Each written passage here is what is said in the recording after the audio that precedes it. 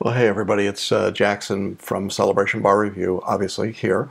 And I wanted to chat with you because I had an interesting conversation with a new student today who was asking me about the new topic on the Multistate Bar Exam of federal civil procedure and jurisdiction. And I realized I haven't really shared much in the way of my thoughts about this new subject. So I real quickly wanted to just give you a few ideas about what I think is going to happen with this subject and why it's important. The first thing I would say is that I think it reduces the importance of the existing 6 subjects, and in my mind that's a good thing. Here's what's happened. In the past there were 32, 33 questions in each subject that were testable on the exam. Now, with the new addition of a 7th subject, there will be 27 questions in every topic and 28 in contracts, and that's how we're going to get to our total. What that means is that we've cut 6 questions out of all of these other 6 subjects, which in my mind is a great thing, because it means that we're not going to be seeing those nibbling around the edge kinds of questions, but really in the core of the subject matter in those topics. I think it also means for those of you that have a particular Achilles heel like hearsay or the rule against perpetuities or whatever it might be, there's undoubtedly going to be fewer questions on those specific topics. So that's the first thing that I think makes this addition of a new subject a good one. It spreads the wealth, if you will, or it spreads the misery a little bit.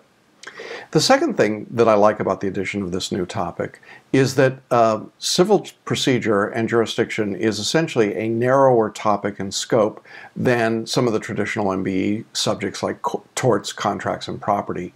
In other words, we can see, and we've tested and taught these 2 subjects in state exams for years and years and years.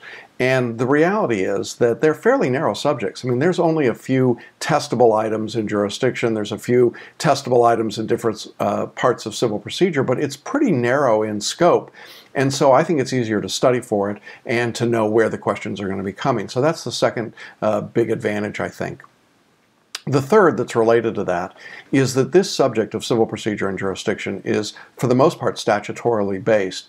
And that means that it's a more definable subject. You know, I think for most people, the hardest subjects typically tend to be the ones like constitutional law or property, things that are not as statutorily defined. I mean, for most bar takers, evidence is a pretty manageable subject because it comes from the federal rules of evidence.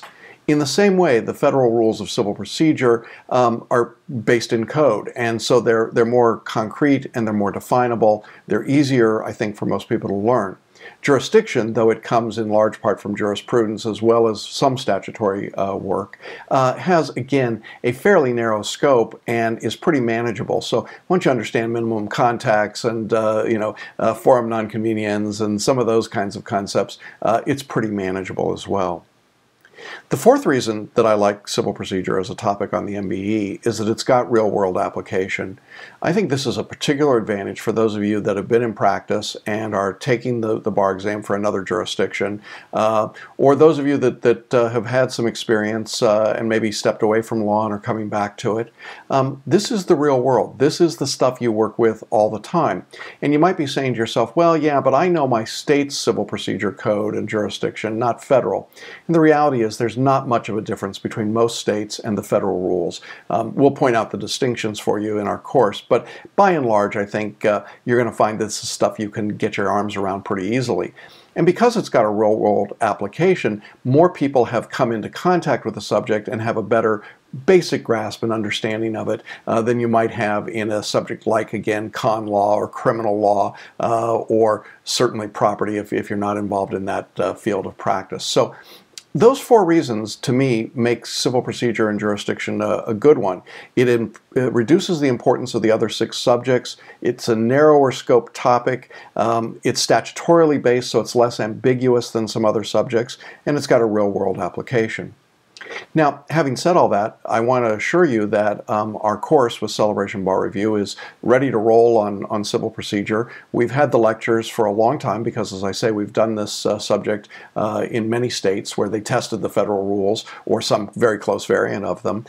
So we've got the lectures, we've got the outlines, we've got the questions that the national conference has provided. There's really only a handful of those. So we're in the process of developing some additional question banks, and those will be ready long before the February 15 exam. So we've got you covered on this subject, and we're excited and anxious to see how it goes. I know that any new change to the MBE is a little unsettling and unnerving, but really I think this one's a good one. I think it's one that's going to be viewed in retrospect as being a really positive step. So hope that's helpful. If you've got questions or comments, as always, I invite you to let us know. Put your comments down below or shoot me an email. Love to hear what you think about this new topic for the MBE, and hope that you'll let us help you take you through that process. Thanks.